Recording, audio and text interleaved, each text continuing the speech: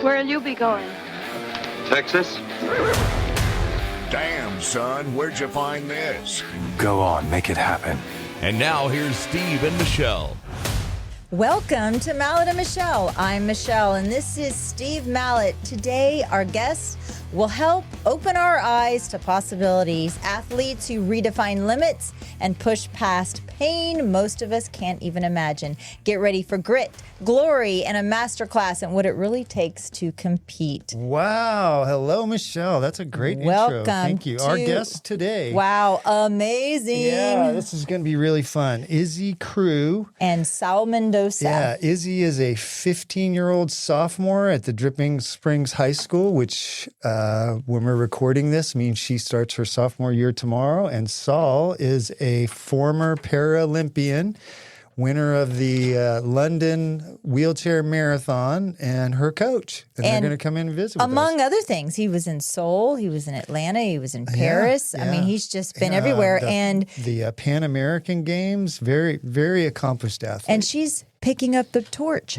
And Like that's I a did good that. one. Ooh, that's a nice little pun. Yeah. Yeah. Anyway, she's very impressive. Has already won a bunch of things. Has some national records already in the under 17.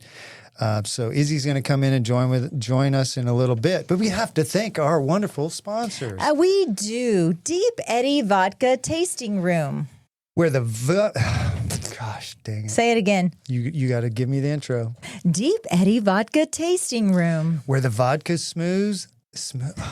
What is going on today? I'm just winging it. Where the vodka's smooth, the vibe's fun, and your watch is just for decoration. Did you stop by Deep Eddy this morning? Did you partake in our little Deep Eddy? Eustacio and I started the day off at 7 a.m. with a run and some vodka. That's right. Joe V. Belterra. Where 55 plus means you've got the freedom to do anything and the nerve to actually do it. South Star Bank. Where your banker knows your name, your story, and maybe even your coffee order. And you get a great spray tan recommendation. Yes, you do. Courtesy of Brent Gibbs. Mallet Integrity Team Real Estate. Turning for sale into sold with less stress and more high fives. Welcome to the show, everyone. Yeah. I just also want to state that Izzy said that in her bio, or her mother stated this, that she can beat her brothers in an arm wrestling I have contest. no doubt. Yeah. She's quite the athlete. So I'm going to challenge her today with you. Oh, I want that video. I want to see you beating her at arm me? wrestling. No. I'm weak. Oh, okay. Well, that'd still be a good video. So. I am weak. Hey, Steve, you know what? On our YouTube, we can actually now switch back and forth to not just pictures of us. We can switch back and forth to It other. doesn't take much for us to get all happy. We can actually show a website on our YouTube. We can. Like people have been doing for 20 years, but we just figured out how to do it. Well, we did figure out how to do it. And on our website right now, or our YouTube, I'm showing our Instagram page. So I know Steve said it. Yeah, I said it. We're also doing live right now. If you don't follow us on our Mallet and Michelle Instagram, please go do that right now. There's a lot of fun content. Michelle makes fun of me all the time and sometimes falls down, which is always funny. It is always funny for me. Yeah. Hey, you and I talk all the time about how lucky we are to have found the love of our lives, the people that make us happy, and that we don't have to be out in this crazy world of dating anymore, which from some of our single friends sounds absolutely miserable. It does. And I have to say that if I was single, I would be the worst single judge. I would be so judgmental. But good thing I don't, because I have Todd. You have and Todd, the he perfect man takes for you. all of my quirks and he loves me. That's right. And vice versa. So he does. Or he's being held hostage, one or the other. So I found this article the other day, the most attractive hobby a man can have. And I was actually surprised by this. So these are things that women find attractive in men. And I want to read a couple of them. Here's the top 15. The number one thing that women find attractive in men is reading. This is not physical. This is just hobbies. That they find attractive. Yes. Okay. A knowledge of foreign languages is 2. Playing an instrument is 3, which is why all these guys learn to play guitar, because they know that makes it more attractive. Cooking, woodworking, painting, writing, Yes. Gardening, Yes. swimming, Yes. photography, Yes. astronomy, Yes. hiking, archery, blacksmithing, and traveling. Do any of those surprise you? Yeah, a lot of them surprise me. That's not. Do you find a man that reads a lot more attractive than a man that doesn't? No. Well, No, you know what I find attractive? When I get out of bed, Todd makes my bed. He makes our Well, bed. this would be hobbies. So Well, that's keep a that in hobby. mind. His Okay. hobby is me. His hobby. You know what Todd's hobby is? I want Todd's hobby to do whatever floats his boat. He likes to fish, Yeah. and I hate it. I hate to fish. So you guys don't do that together? No, nothing wrong and with there's that. nothing wrong with that. I don't want to fish. Yeah. But like if reading Yeah. a hobby? You know, this Reading's fundamental. How's Yeah. reading a hobby? This story strikes me as one of the things that we need to worry about when we have run out of other things to worry Wait, about. so what is I want to know what the last 5 are. Okay, That's what I want The to know. last 5. Well, here's the list of things that women find least attractive in hobbies in Okay. men, which I believe this is probably true. These are things that most women, if they see a guy that does this or they go on a date and he admits it, that they are not going to be attractive to. You ready? Number 1, comic books. No. Number 2, cosplay. Do you know what cosplay is? Yeah, Is that, a bunch of little nerds that dress up like in animals or like adults that dress up like Superman. No. debating. Oh no, debating is hot for me. I like somebody that will debate me. Maybe. Okay. Yeah, it's somebody that gives you a hard time, makes you defend your positions and your opinions. Yeah. Drinking, I believe that. MTG, I didn't actually look that up. Did I look that up? Machine Gun Kelly? Yeah, here it is. It's MTG is a collectible card game. If you are an adult male that collects gaming cards, you're not going to be attractive to women. Logan. No. All right. Anime is number 6. Makeup is 7. Oh. Crypto. If you're into crypto, Yeah. that's not sexy or attractive. No. No. The people on live can't hear it. No. No. Cigars, clubbing, which that doesn't surprise me. Marijuana. Like clubbing, like dancing, or clubbing like baby like seals. If you beat the woman with a club, that's not good. Or if you go out dancing all the time, that's not attractive. I like either. dancing. I like dancing's a cool hobby. Clubbing, I guess, maybe. I don't know. Well, this is 20% of women said I don't I find want to that know attractive. who these 20% of women are. Yeah, it doesn't. I wanna went see through what here. they It look doesn't like. say who they interviewed.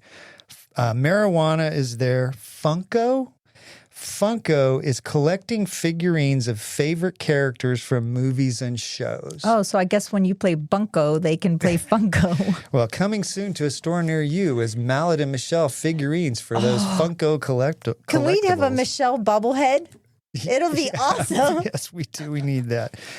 Arguing online. I think everybody on the planet finds arguing online Tacky. unattractive. Yeah. That is not. And even I find myself unattractive when I do it. Don't do it. Just absolutely don't do it. Porn is there, gambling, and manosphere. Do you know what manosphere is? Apparently, manosphere is being on websites and social media pages that are,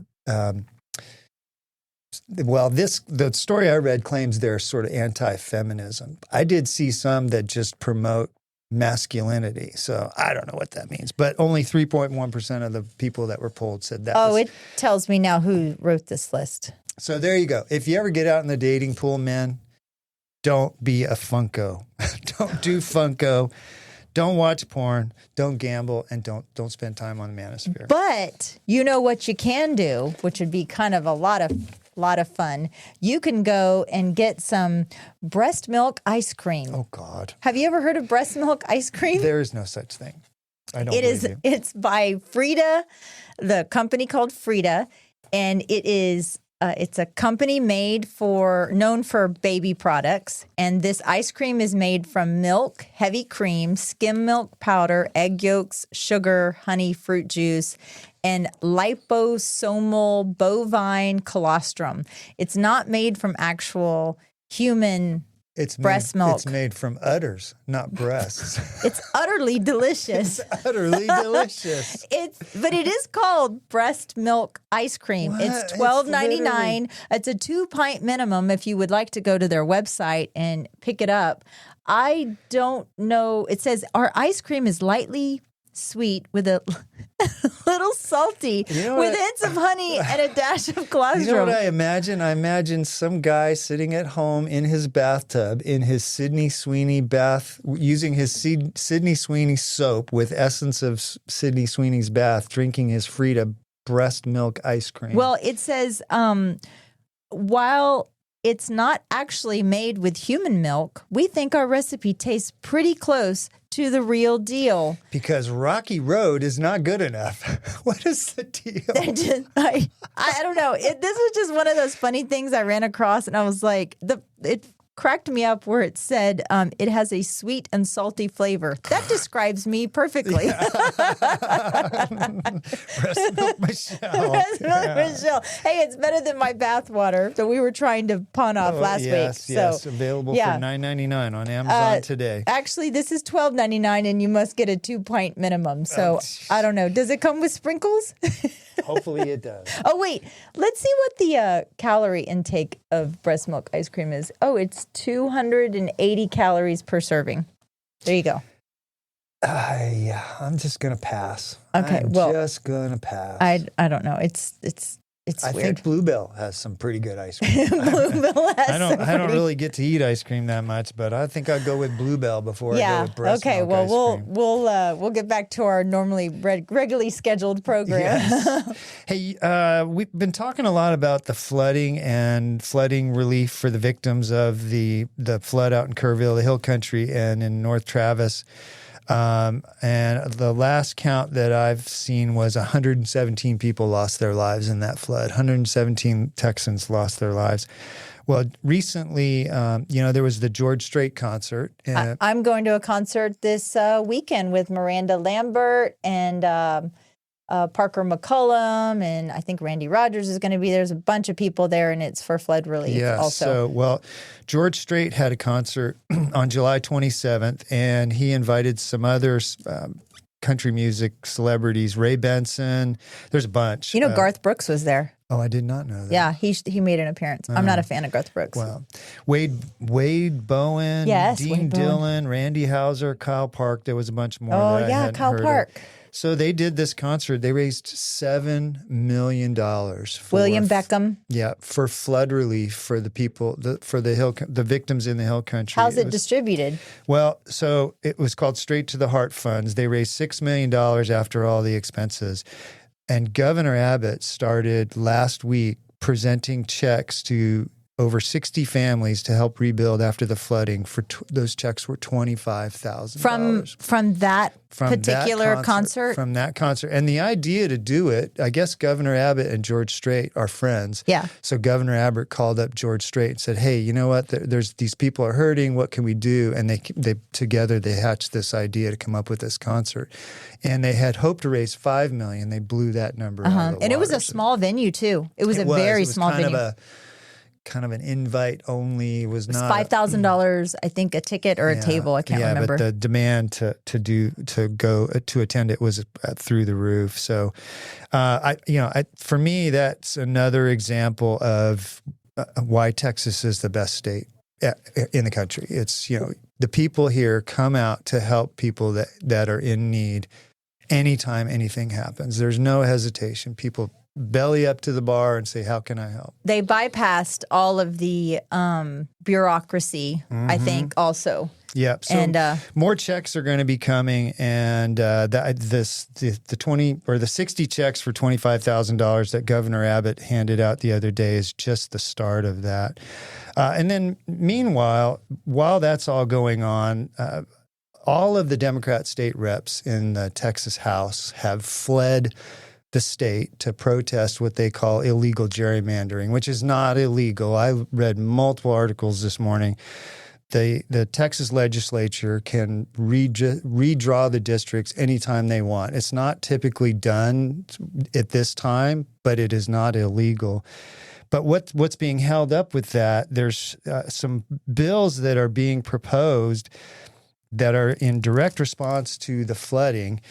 Yeah. And a couple of them that are not now being discussed at all. Mandate flood evacuation plans for flood-prone campgrounds. Yes, let's get that in place.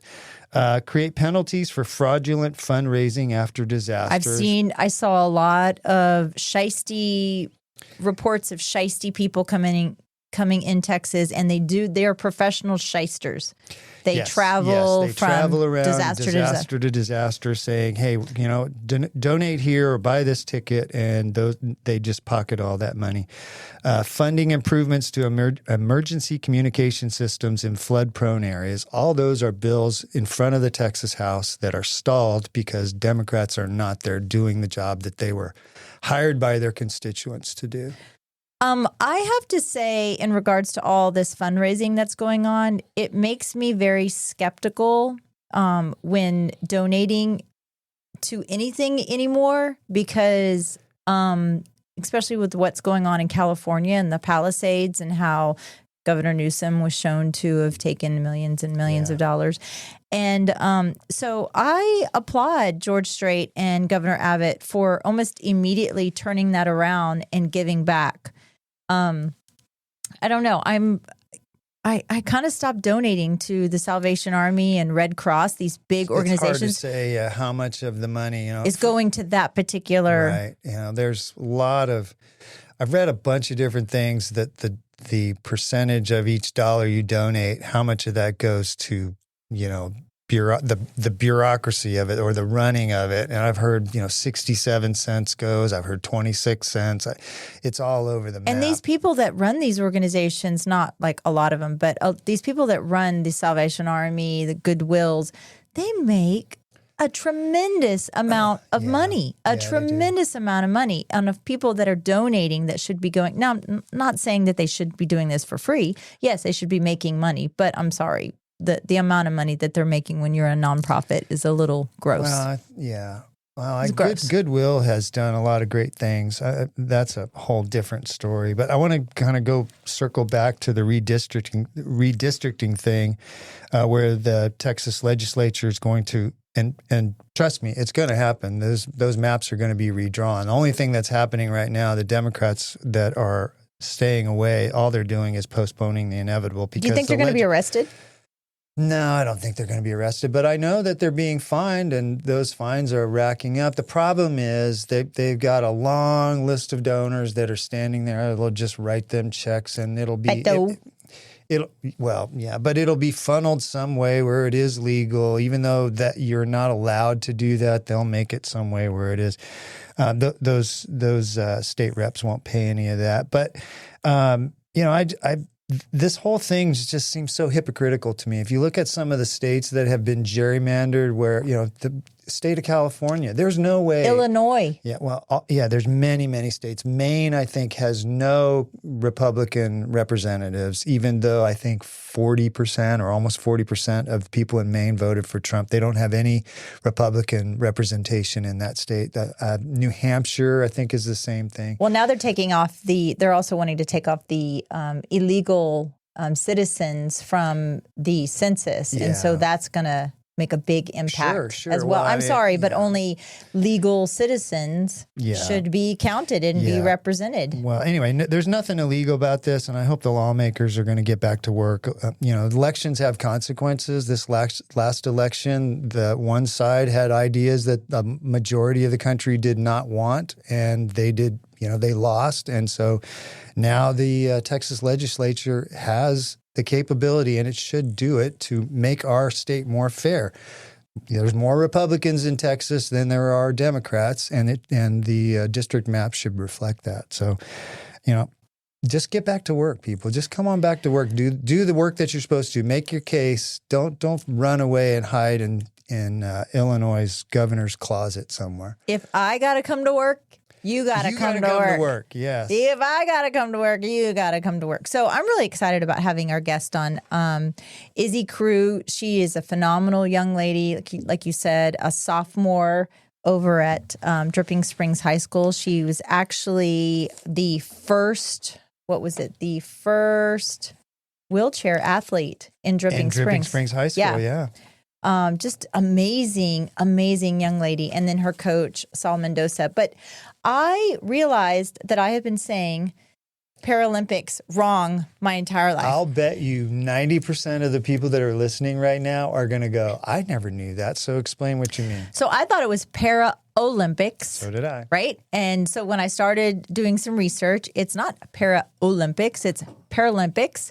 And the word is a Greek-derived word, para meaning beside or alongside. Paralympics are the parallel games to the Olympics and illustrates how the two movements exist side by side, which is a really cool definition or explanation. I'm going to try to share my I always my thought screen. para meant was short for paralyzed, which now that I think about is stupid. Yeah, it is stupid. But you know what? That's why I'm here to correct you. As usual. As usual. No so, hesitation. In 1944, Dr. Ludwig Gutmann opens a spinal injury center at the Stroke Mandeville Hospital in England as a sports rehab for World War II veterans. In 1948, on the same day as the London Olympics, Dr. Gutmann organizes the first Stoke Mandeville Games for 16 injured servicemen and women. And it was seen as a precursor to the Paralympics. In 1952, the international participation begins as Dutch veterans joined the Stoke Mandeville Games. That was like a long, welcome to the Stoke Mandeville Games. In 1960, right around the time you were in high school, the first official... Right about the time I was graduating. Right around there. The first official Paralympic Games take place in Rome. 400 athletes from 23 different countries participated. At the time, it was only those with spinal cord injuries were participating. In 1976, the first Winter Paralympic Games happened in Sweden. It was also the first Summer Games to include athletes with other disabilities, not just spinal injuries. In 1988, the Seoul Paralympics became the first games to be held in the same host city and venue as the Olympics. That was really cool. In 1989, that's when I graduated high school, the formation of the International Paralympic Committee in Germany was formed, or the IPC. In 2001, the IPC and the IOC, which is the International Olympic Committee, signed an agreement saying that the Paralympics will always be held right after the Olympics in the same city. In the same venue, right? In the same city, yeah. Okay. In 2012, the London Games set records in terms of audience, participation, and awareness.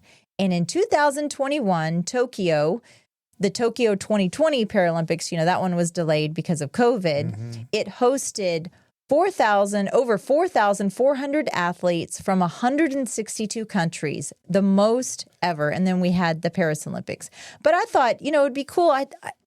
Having Izzy on, she is what they consider an athletics Olympian. Okay. And so here's some of the games that people can participate in the Paralympics: archery, badminton, football. Nope, not that football. Soccer. There is blind. I'm looking at the list. Blind football. Yeah. Bocce, canoeing, climbing, cycling.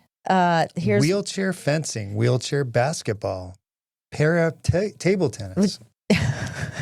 You throw me off when you do this. Rowing, taekwondo, triathlon, basketball, tennis, rugby, and then the athletics, which is all of the track and field kind of aspect of it. And then in the winter, we have the skiing. I don't know how to say this.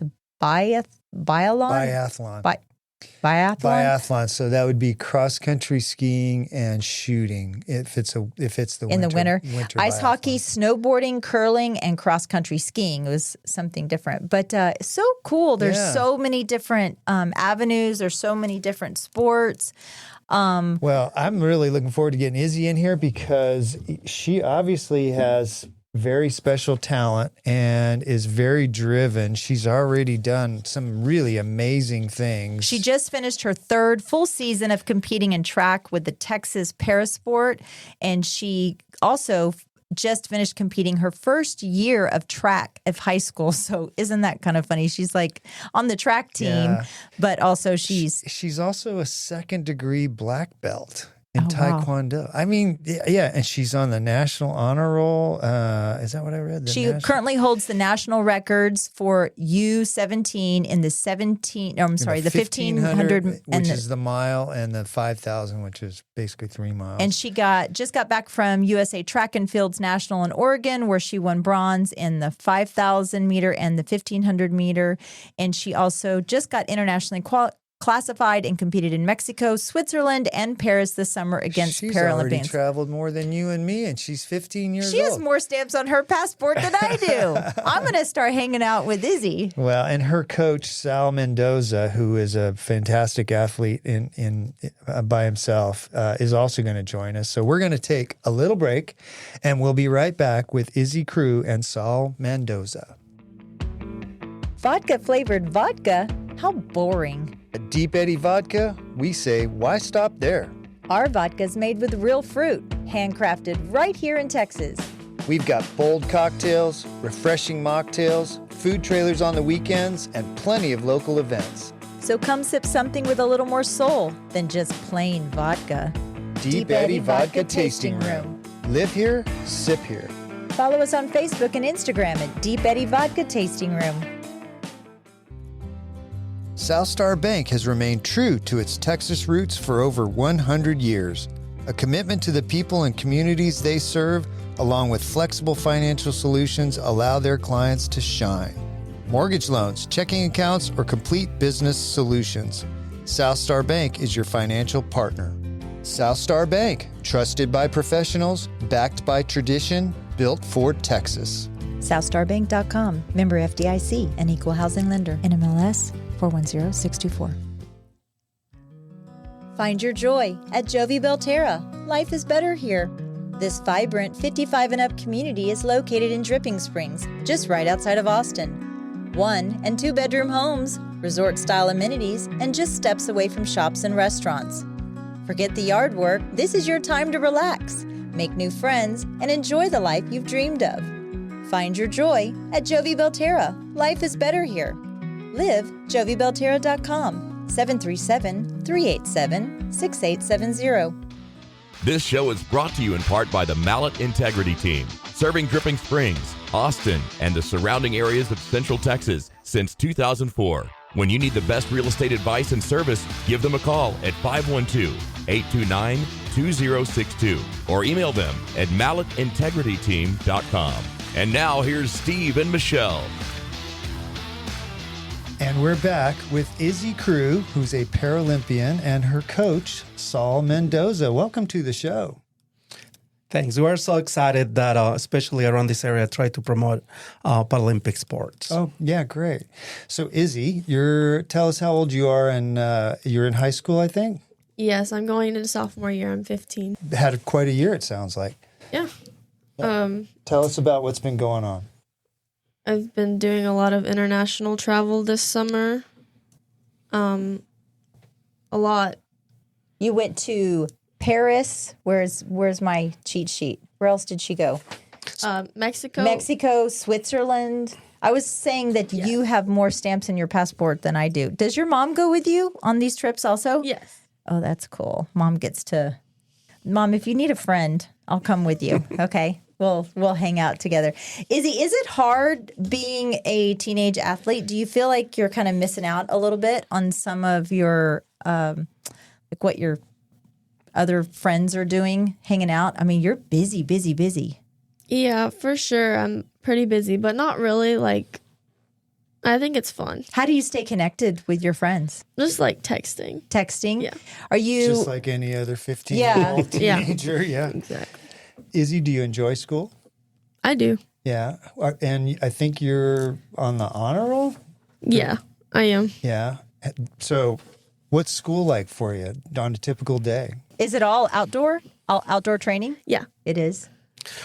Well, Michelle, what is neat about this type of activities, track and field, is that you create community off of it, and your best friends there with you, competing, traveling with you, so you don't miss a lot of the teenager life that you would have if you are every day going out with your friends. So your best friends are on the track, training with you, getting up early, and sharing all the knowledge they're acquiring at this age. Obviously, there's a lot to learn. And Texas Party Sport that we're out of Wimberley, that's our main job, try to get kids in high school to participate in track and field. Somebody find us a kid all over Texas. We come in with a $3,000 racing chair and introduce sport to the coaches, and after that, they are in their own. That's the other thing that we're trying to do too. The kids with some type of disability, they should be part of the community. They should be part of the track and field team in their school, and because of that, we have a big high school program around Texas. So how did you get started in all of this? How did your journey first begin in Mexico? Well, I've been Paralympic athlete. Actually, I got polio as a kid. That impeded the movements from my chest down. And then I started to do Paralympic sports since I was a child. Just as easy. And who introduced it to you? Well, I was very lucky because I found this school for kids with disability. My parents in Mexico City. And school, pretty much, we have education, rehab, and sports. Oh, What sports did you start out in? I did swimming, basketball, and then I was too fast in the basketball court, so they kicked me out. To the track. And then I found the track. And it became my passion. Yeah. Izzy, when did you realize that you wanted to excel on the track? Yeah, I started with I actually started with Taekwondo. Okay. In which you are a second degree? Second degree black belt. Come on, Michelle. Try and take her down. I will. Then I started basketball, and I played for 5 years. Okay. Then I got into track about 2-3 years ago. I really got into it, and I decided that that's what I wanted to do. Who introduced you into track? How did you get introduced to? I went to a wheelchair track clinic, and there were racers from the University of Arizona that were there. Okay. They were really helpful, and I just got into it, and so I kept practicing, and then we found out about Texas Parasport. So we just joined, and it ended up being really good. Did you feel like the first time or the first couple times you did that, you had talent for it and that made you want to excel at it a little more? No, it was tough. Really? Yeah, it was pretty tough. It's a hard sport to get into just because of how challenging it is. But I thought it was really fun. Yeah. Did you start off, because you're doing shot put, javelin, discus, and distance events? Which one of those did you start off with, or did you start off with all of them? I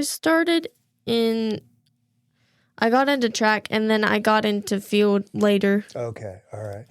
I want to know what it's like. So when you do these races, say you're doing a 1,500 on the track, you're going 4 times around the track. How many other athletes in wheelchairs are you around when you're doing that? In the same... say you're doing a heat, and how many other athletes are you racing against? Usually about 8. And is it sort of is it the same as a running race? You line up at the line and everybody goes. Do you get in a single file line, and is there drafting and all that going on? Oh, yeah. Drafting. We do all of that. Yeah, we start on the start line. Sometimes we do a staggered start. Sometimes we do a waterfall start. Okay. It's got to be a little nerve-wracking because you're going pretty fast. What's the time for 1,500 meters? Around about. For me, it's around 3:50. So 3:50. That's almost. I mean, that's fast. So you're going around the track pretty fast. How do you?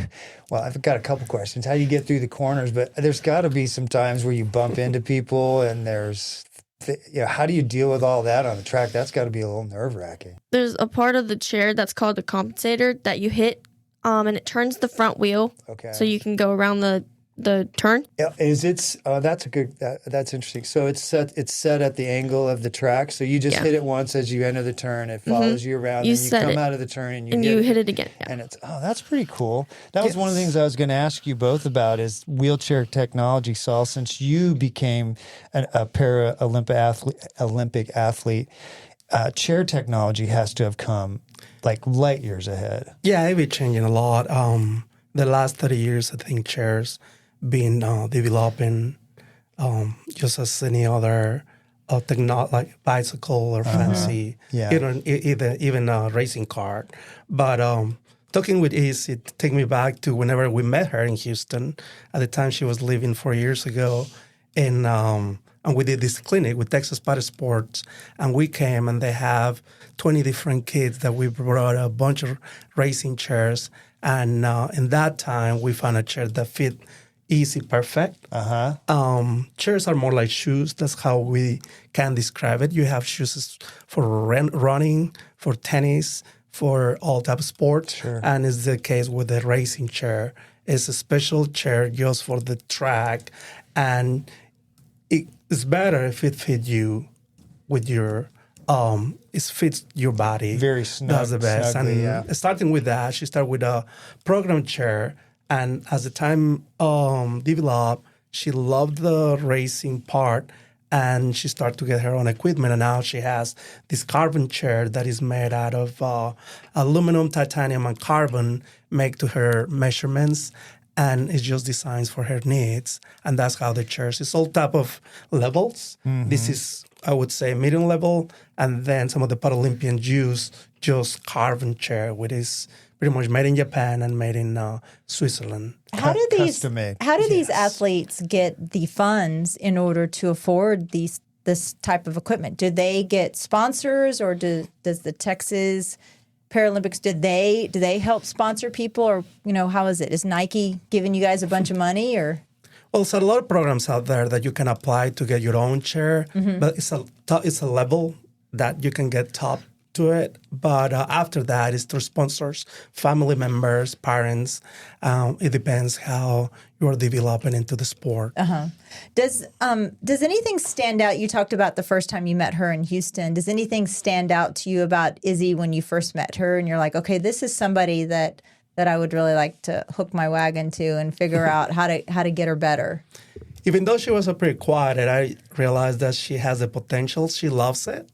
Wheelchair track is very difficult. It's very demanding. It's a lot of information going on. It's almost like driving a NASCAR car, because you have to drive the compensator. She was talking about the compensator. Somebody jump in front of you, then you have another device that you can drive the chair around. And also, you got to be able to move the chair as they're drafting, moving into the race. The oval is a lot of information. So it's not just about the mechanics of the body and teaching your body to move or a certain way. You're also having to learn the chair and the tactics of that. Everything is more like cycling, professional cycling. The more you can get in the draft, then you will be resting. But I find out that she had the determination, especially that she loves it, and that's the best start. Is there a particular body type that is kind of ideal for track? Whether it's like a longer torso or like strong core, arms, or basically it's long arms that helps a lot. But after that, it really is just because it depends the type of body you have. Even in the racing chair, you can do 100, 200, 400 speed. And then Izzy, because her body type, she can do longer distances. And but we can pretty much work with anybody. Yeah. Izzy, what's your, say you're doing the 5,000 as one of your specialties?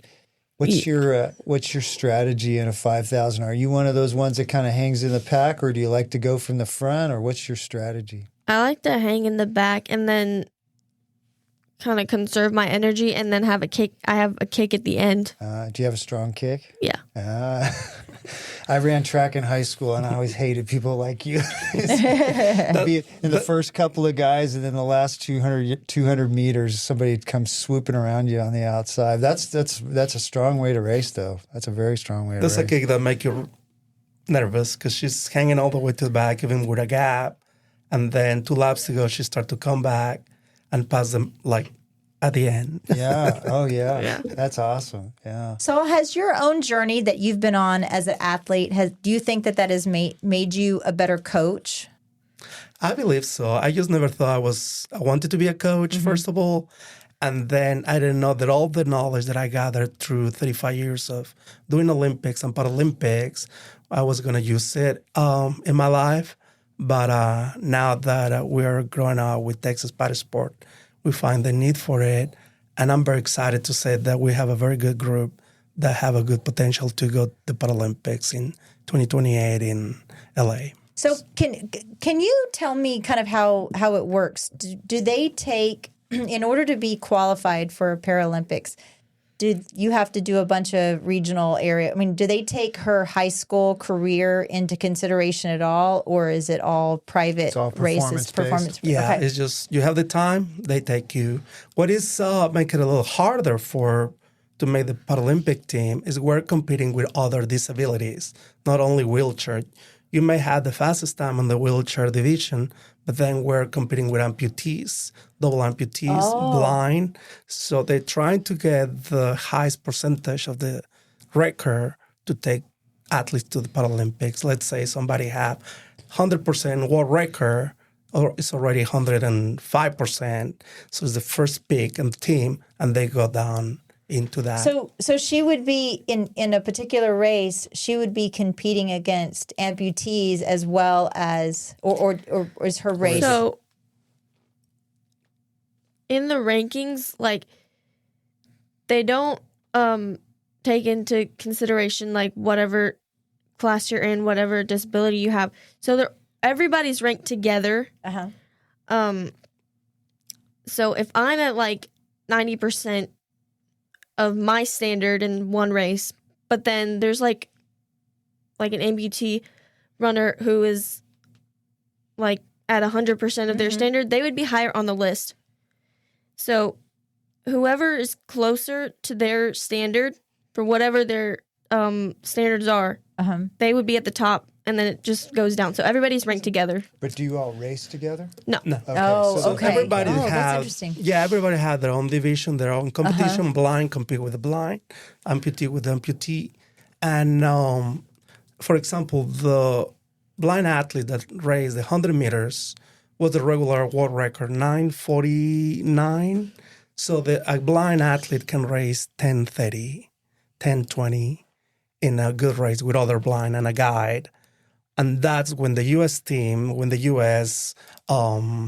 People that is working to put the team together, they got to see that in a paper and then pick the best, fastest times of the 5 different disabilities So that we none have. of the extracurricular stuff, none of the community involved, none of that counts. It's all performance-based. Correct. I was trying to imagine how a 100-meter race for a blind wheelchair athlete goes. You said they have a guide. How does that even work? Actually, it's not a wheelchair, it's blind. You see, I would say, able-bodied athlete that is blind with the big legs, with the big body. Okay. So everybody's They're in their not own. in a chair. Okay. Correct. But Everybody's in they their have own a runner division. next to them. Yeah. Okay. So saying that, we have different divisions in the Paralympics. One of them will be different levels of blind, and they compete. Like if you can see a little bit, then you compete with athletes with the same disability in the blind division. Okay. And then you have amputee that can be a double amputee, single amputee, and then they compete in their own division with all the other athletes around the world or around the U.S. And then we have some other like arms amputee or some type of disability in their upper body. Then they have their own division. And wheelchair division, we have at least 3 divisions. The quadriplegics is not competing with Izzy, for example, which is a higher disability. And men and men and women also separately. So That is correct. Okay, so gender separated by gender, and then athletic. Oh, interesting. About how many athletes in the U.S. will be competing for or trying to get the spots that Izzy is trying to get? So last week we competed in Oregon, tried to go to the World Championship in India next in 2 months. And it was 150 athletes trying to qualify. Wow. And this is the first time that they ever combined with the U.S. Olympic also. So it was Olympic athletes and Paralympic athletes trying to qualify for the World Championship that will be in a couple of weeks. And you won bronze in that, right? Is that what in Oregon? I did. You did. In which event? In the 5K and the 1500, Okay. I think. That's great. Wow, congratulations. 100, actually. Yeah. And Saul, your experience, we did a little searching on you. You have a very deep level of experience with wheelchair racing. Multi-level, going back yes. to the mid-90s, it sounds like, including winning the London Marathon and Pan American Games and the Olympics, obviously. So tell us about your experience with all of that. And Yeah, we used to have a 1500 exhibition in the Olympics. I did 3 Olympic Games, 7 Paralympic Games, and I have 6 Paralympic medals, 2 Olympic medals. And the 1500, which is the same race that Izzy loves. Okay. Very tactical, a lot of fun. You're in good shape. You can actually have a lot of fun in those type of races. Yeah. And pretty much travel all over the world. Racing, most of the time, the big races like Boston Marathon, LA, New York, they have the professional wheelchair division. Yeah. So I have a circuit all over the world that I was racing on. Did you do years. Boston and LA? I did Boston. My best was 3rd, and I won it like 6 times. Oh my God. Wow. Yeah, And that's LA is a New big York. one, right? You Yes, get a lot of and wheelchair New York Marathon, and win I think 3 times. Wow. In the 2000 years. Wow. Do you feel like you were sort of on the cutting edge of wheelchair racing? Because I remember, I've been a runner for a long time, in the mid-90s, I don't remember it really being a thing. So you were kind of right on the forefront of that, weren't you? Yes, well, we opened a lot of divisions. We work a lot with the New York Marathon organizers to put the professional wheelchair division. That's how they start. And last 20 years, we've been opening a lot of doors. And like I was saying, having a high school program in Texas, that's another big door. We have to go and present in every congressman and find ways that they give us 15 minutes. We talk about wheelchair division disabilities, and they try to open, and we try to convince the organizers to have that in the high school system. And so this is fairly new. It's fairly new in Texas, Okay. yes. What do you hope that people understand, or is the biggest misconception about competing at this level that you think the average person doesn't understand? I don't think we understand that become a Paralympic athlete is just the same type of work that any other athlete have to do. Dedication, have to have a set of mind, ready to go through the pain. And just like any other sport, is things that you have to learn to handle. Izzy just competing in Georgia, down the hill, she crashed and tumbled all over. So she came back with a bunch of Road rash. road rash, Oh. helmet, and it's just like any other sport. And, Was this on the road? Yeah. Yeah, okay. Was it 5,000 meters? Yeah. Oh, you did a 5K. It was a 5K. Yeah. What was that crash? Did you run into somebody or? No, I was coming down a hill and it had a sharp turn and I took it too sharp. Took it too fast because you're a speedster. Yeah. That's what you do. Is the training for, I'm interested, the training that you're doing, is it similar to what a runner would do? You do speed work and tempo work, and do you do long runs? What do you call them? Long rolls or Yeah. long runs? It's very similar. Okay. We do just as much work as an able-bodied runner would. Like Saul was saying, like we do all that. How are you preparing mentally for something, though? I mean, you're preparing your body physically, but how do you get in the mindset when you're about to run a big race or something that's like really significant to your standings? How are you kind of blocking out the noise in that sense? Are you listening to music or just pumping yourself up? Yeah, I listen to music a lot. What kind Usually- of music do you listen to? Like punk rock, hard jam? Taylor Swift. Or if you hear her mom's ringtone earlier, it's probably country music. Yeah, it is. Actually, I do listen to a lot of country music. I'm surprised you haven't heard of Ty Myers. Then he's a local guy. He's you got to look him up today. His music's need really to. good. Yeah. I will. Yeah. When you do a long, I'm sorry, I'm very technical on this because this is really interesting. Yes. Oh, to me, no. but That's when you do a long run roll, how far? Like when you were doing the Olympics, what was your long run typically? Long run. So I used to do 120 miles a week. Oh, geez. And spread it out in You know. 2 times a day. And I was very lucky because somewhere I was doing, when I was getting ready, training in Mexico, I did a lot of altitude training. So in 96, I came to train for the Olympics and the Paralympics in Atlanta. And then I signed up with a wheelchair company to raise the professional part of it. And at the same time, I met the program, Carmichael Training Program, Okay, yeah. which is basically Lance Armstrong Yes, I coach. remember, He yeah. started his own company.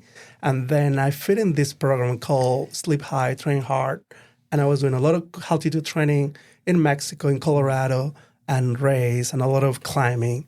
And that became my expertise anyways. But I was doing, 120, 150 miles That's a week. amazing to me. In the yeah. mountains, Were you too. going into the gym and all that too? Or was Just part of the year, we have a weightlifting program, but really climbing, that helps a lot with the power. Is with Izzy, when you're coaching her, is weightlifting, being in the gym, is that a big part of what you have for her? Yeah, we try to do that in the beginning of the year, but after that, it's just everything you get is out of pushing the chair every day, climbing, doing hills, go down the hill, learn to drive, Sure. and all that. I think the gym is a small part of it. Okay. Izzy, do you like going up the hills? No, Really? no, it's not. who does? So I Mallet. think Saul did. Who likes going up the hills? Yeah. I want to know the moment that you were on that podium and you won your gold. Talk about that moment. How did that feel? Well, I think one of the most important moments in my life was winning the gold medal in the Olympics, 2000 in Sydney. And they describe it as the white moment. And that's what it is. As soon as you finish the race in the Olympics, 120,000 people in the stadium, Mary Jones, Kathy Freeman, when they were racing that night. And after that, you just feel that you are far away. Everything looks white. You don't believe it. You're so excited. It's out-of-body Yeah, you go on the experience. podium and you feel that you're dreaming. And a couple of days later, after the Mexican media love it, of course, and after that, you realize, wow, that was pretty amazing. Not because Saul Medoza won the medal. I feel that the Paralympic program need more promotion, need to be in media, and that's the only way we can get sponsors too. How does it feel to you when you were standing there at that moment, kind of representing your country, though? You're a representative of your country, and like all eyes are on you, like you said, that moment. But when you're going home and you're in the quiet, that's got to be pretty prideful of yourself, right? Like, I did that. That's something. Did you have any quiet moments like that where you're introspective and going, We that's do pretty good? actually. Training itself is quiet because you do 20 miles by yourself and you got to be focused not only training and technique, your mind start to wander around. And that's pretty much like being in a place where you're quiet and you're feeling your body. It's pretty magical, actually. Yeah. And that's why the athletes do it. If you can think about I'm a the runner. practice. I feel the exact same way. There's I'm a nothing sitter. better. Yeah, Michelle doesn't do that. Yeah, and I can believe I'm a TikToker. that the Mexican fans, which I think are some of the most rabid fans in any sport in the world. I mean, they are so over the top with soccer, and so when you won that medal, I'm sure that the country just really enjoyed that. It was. We don't get a lot of gold medals in the Olympics to Yeah. start with. So everywhere I went, the airport, very much people wanted to take a picture with me and talk to me or whatever. But that is the barrier that we want to break. Having a disability doesn't mean that you should be sitting in the corner of a room and trying to feel sorry for yourself. We want the kids to go out. And like the high school program is so amazing because once they walk into the track, they get a lot of attraction. People want to be closer. And I just step away. Like they don't want to meet this old guy. They want to meet them. Yeah. Izzy, do you ever feel the pressure that you are an example? You are somebody that other people are looking up to, and that there's some pressure with that. Do you ever feel that? I do. Yeah. How do you handle it? Listening to country music? Yeah. I just like try to like calm down, take deep breaths, like get out of my head. It's something I've struggled with actually, is like trying to get out of my head, like just tell myself I know how to do this. I know I've done this before.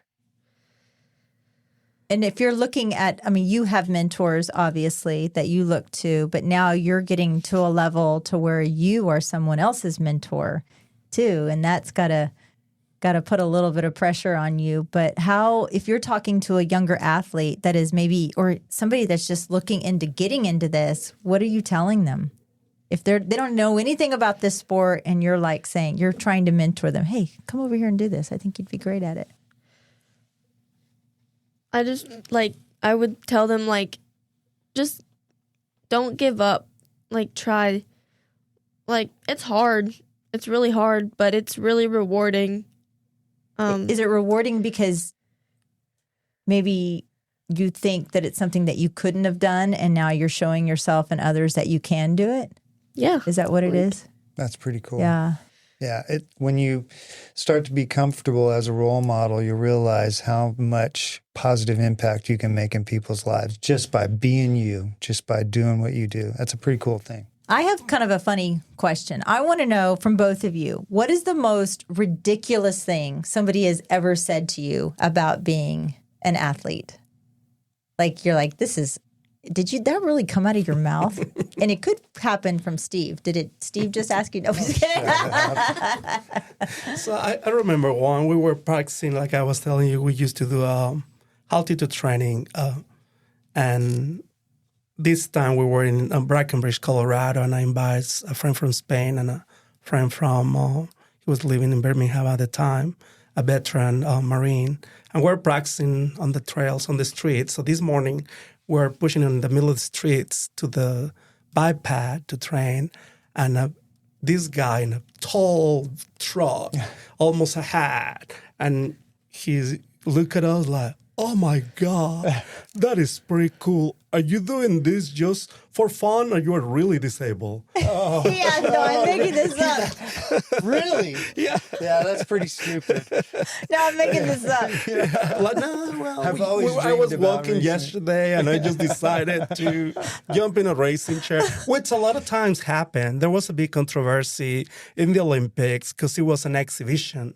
So we were hoping that they become a medal, full medal for the Olympic movement.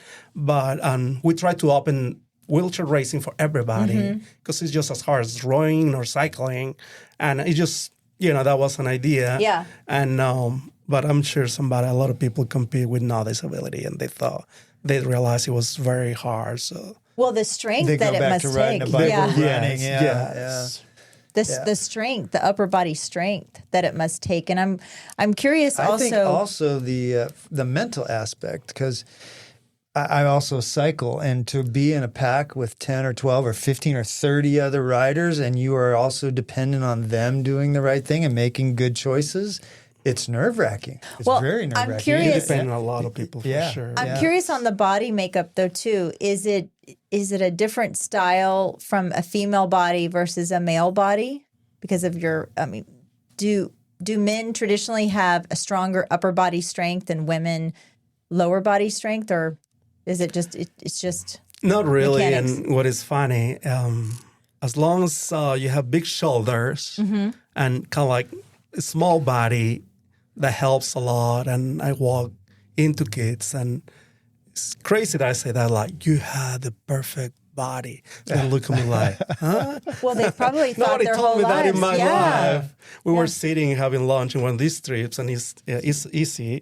He's sitting like that, and then she had calluses already on her hand. And I'm like, oh, that's so beautiful. And she's like, "Why Beautiful would it be calluses. Beautiful. Beautiful calluses that you have.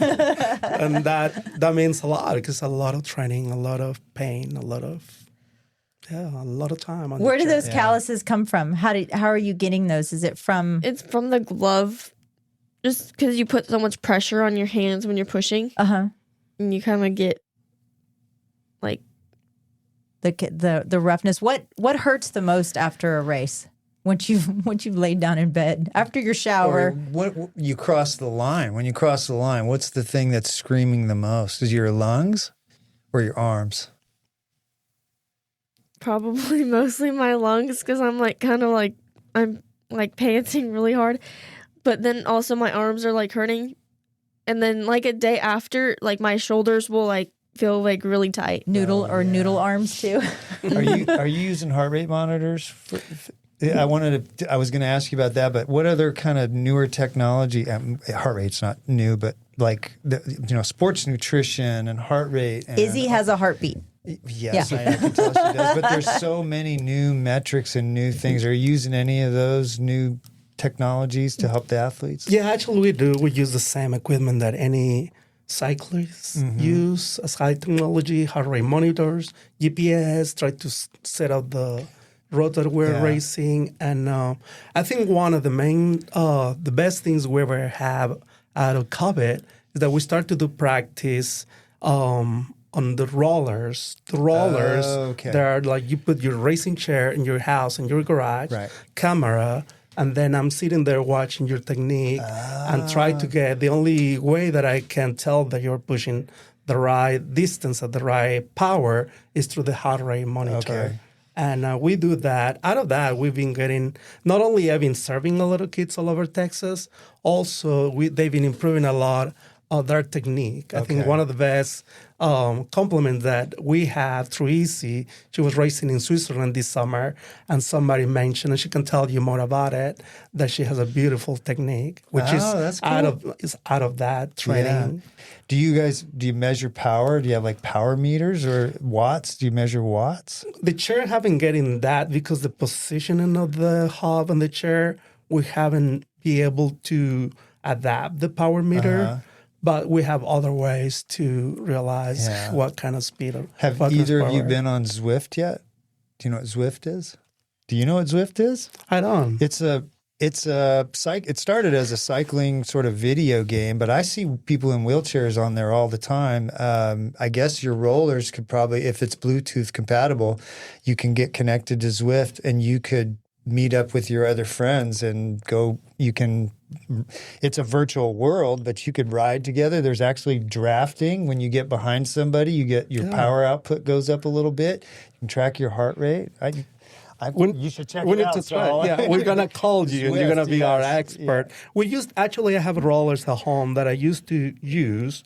Wasn't as advanced as that, but you connect the rollers into the TV or a TV, and then the program, you can be racing with some other cyclists, which it was more part of the program. Yeah. And then it was uphill. Then the rollers start to get slow. See if you can look something that up. like it's that. ZWIFT, and then just do ZWIFT and wheelchair and see if you can pull that up. But all the technology stuff is amazing to me. And cyclists, in particular, professional cyclists, the technologies that they're using with their blood work and how many carbohydrates per hour and their food intake, which is not as important to you until you start, if you ever start doing the longer distances, is either 5,000 meters is dependent on that. But when you are really hitting your max, what's your heart rate get up to? When I'm at my max, my heart rate is about 180 or higher. Yeah. I think my highest heart rate is 201. Oof. 201 in the sprint on the roller. Actually, it's on the roller practice. Yeah. So That's impressive. on the roller, we have our heart rate monitors that we use to track heart rate, and some heart rate monitors actually track speed too. So Okay. some people have that one. And then when we're on the road or on the track, we have speedometers on our chairs that track our speed. Okay. That's really cool. Well, that's somebody that's in a That is called a hand cycle. hand cycle. Yeah, it But has there- 21 I have- speed and Yeah. more like a bicycle, Yeah. which is good also for cross training. But I have seen people, I think I've seen people Yeah. on Zwift in actual wheelchairs. Yeah, So it's you some- pass the But page see, before like rollers and all that. It's a virtual world, and you can, like this guy's drafting off of that cyclist right there. But anyway, maybe it's something you can use, Yes. maybe it's not. Izzy, I want to kind of go past, all your training and all your accomplishments, and you're a sophomore in high school, so you got your whole life out in front of you. What do you want to do when you get out of school? Have you thought that far ahead? I think what would be really cool is I would want to do like something like that Saul does, like coaching, helping younger athletes get into the sport. I think that would be really, really, really cool. Yeah. So are you thinking about going to college then? Mm-hmm. What would you study, you think? I don't know, actually. I'm just a sophomore, Steve. I know. No pressure. No pressure. Izzy, how do you celebrate when you have a really big win? How are you celebrating your victories? What are you doing? Do you have a tradition of something? Not really. Yeah. Is your mom there every single time? Yeah. Yeah, pretty she much. is. Yeah. Can you see a world where when you're at, a level and you're in your 20s and your mom's not going to be there, or do you think your mom's always going to be there at all of your races? I think she'll always be there. That's what I would do. Does too. mom get to go with you to all these international events? Yeah, she does, and my dad too. Oh, that's pretty cool. Yeah. And is it very expensive to be able to participate in this sport? It is. Yes, very. Yeah. Do you get any sponsorship or anything? We do in Texas Paralympic sport, but when you become even better and you go that level, as you were talking about the type of routine that you need, not only you need a racing chair that is there from $12,000 to $30,000, $40,000. Wow. Then you start to get into the dieting, try to have the right vitamins, the right studies. It just add, and at the end, if you can find a good sponsor, actually that will help a lot to make it at the Paralympic level. Do they, because she's a minor though, do they pay for mom and dad or at least somebody to go? Like, or are you considered her guardian at some point? Yeah. This is very lucky. She has a great family, Yeah. great support that they find wheelchair racing as part of their everyday life. So they do a lot for Izzy. You're I very wish lucky all the then. athletes Yeah. we can do the same. We help as much as we can with the racing chair, with the support out of these easy decisions to do more road racing. Texas Sport decided that I need to go with her some of the races, even if it's last moment, and I'm full of them once I start to sign up to these races. But everything at the end of the year, and for sure. Maybe mom Any needs to athlete become will her get it. social media manager. And just start getting sponsorships and stuff. Izzy, what? So if you're going to start doing more road racing, what is there any on your calendar that you're looking forward to? Yeah, so I think starting in October, September and October, we have more road races coming up. I'm excited to do. In October, I have my first Run Disney race, fun. road race. It's it's a half marathon. I have friends that go do that every year, and I guess mom's going to Are you do going to that dress too. up? Yeah. Maybe. Do you know what park it's at? Is it at Epcot or is it all? I think it's at Epcot, right? You can drink around the world at Epcot. Yeah. Okay. Oh, she wasn't saying that to I Izzy, wasn't saying that to everybody. Izzy. I was looking at Izzy. I was looking at her mom. Yes. Well, I'll text you. Actually, Disney Martin go through different parks. So You Oh, go you to go the through park, park, and then you go to the next one. I And think that's for you're the thinking of 26 5K. miles. And I bet half of the marathon just go at least one or two parks. Is that going to Yeah. be your first half marathon?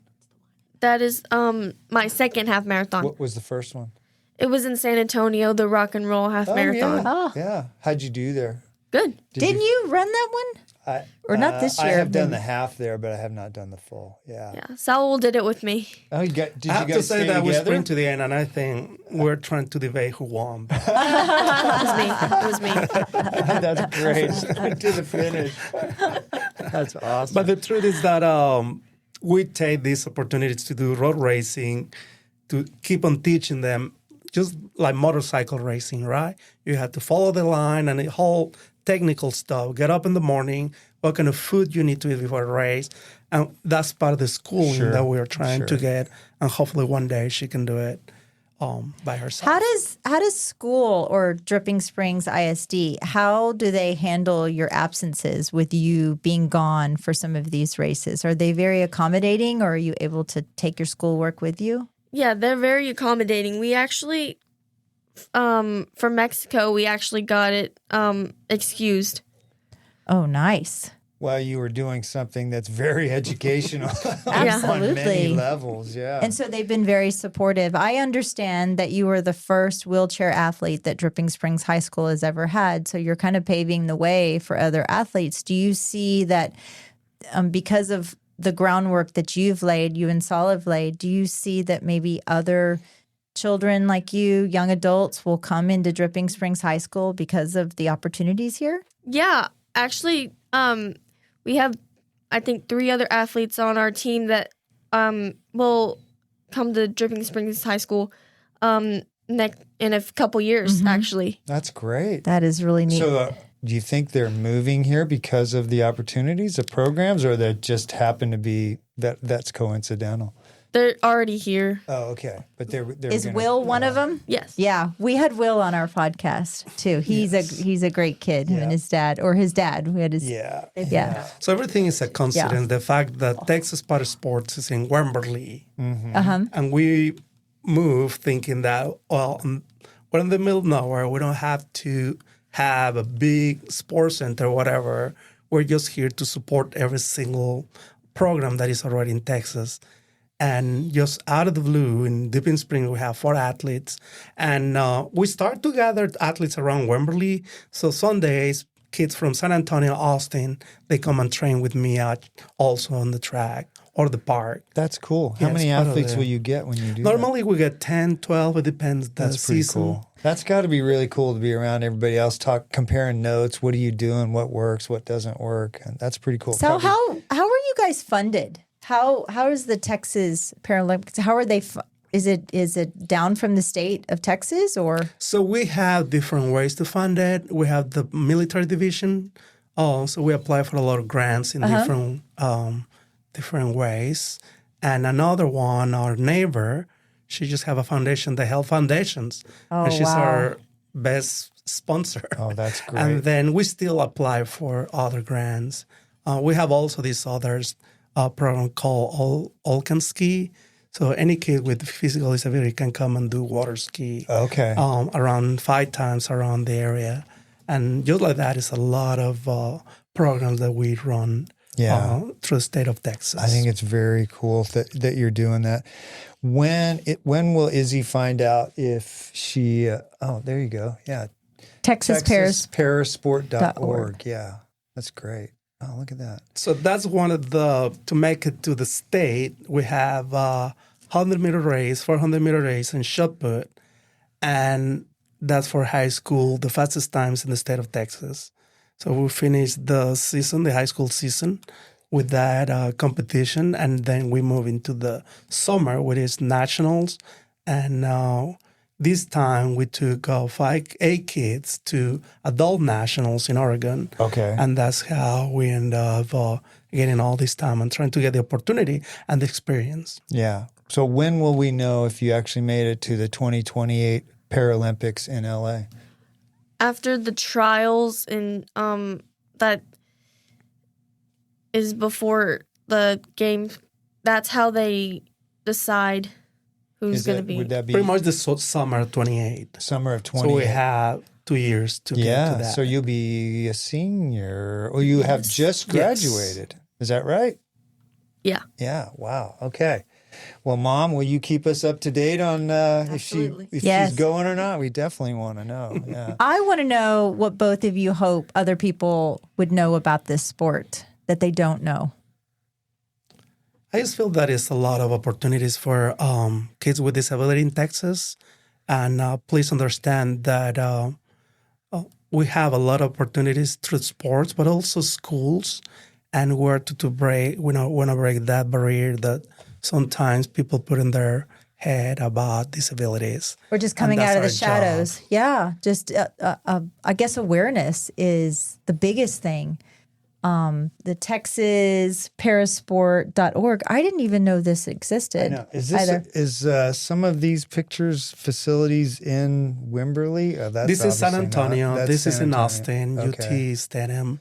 And it's just different places in Texas, different events that we do with the veterans, with the kids. We just travel all over Texas. There are a lot of smiling faces there. Yeah, and we have different programs. Like you can tell, we have archery, swimming, track and field is one of our forte because I'm here. But, because of you.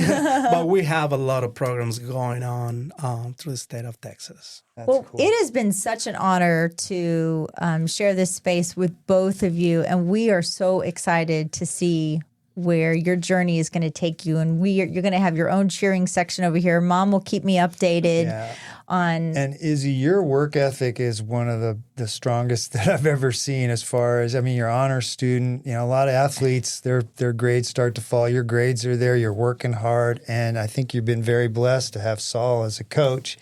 And I'm really glad, Coach Saul, that you joined us today to fill us in on what Texas Parasport is wait. doing. And also, Steve, I need you to come over here in the middle. Come over here. Oh, God. You're going to arm wrestle him right now. I'm going to get it on. Okay. Yeah. Okay. So we're going to get it. We're going to, yes. Okay, we're going to Okay. Okay. I have it on video right now. So I'm just going to move the microphones out of the Look, way. I'm going to win because this mic thing is here. Okay. You okay? Ready? Who's going to say go? Go.